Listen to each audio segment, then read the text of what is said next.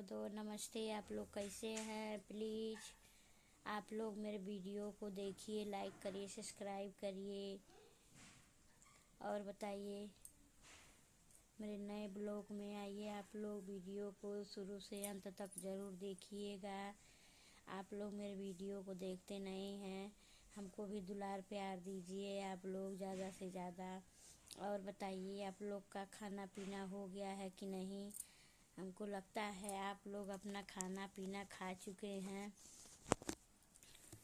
अभी तो हम नहीं खाए हैं, अब जा रहे हैं दोस्त खाने। क्या करें, मेरे घर लाइट नहीं है, लाइट की बहुत परेशानी है इसमें।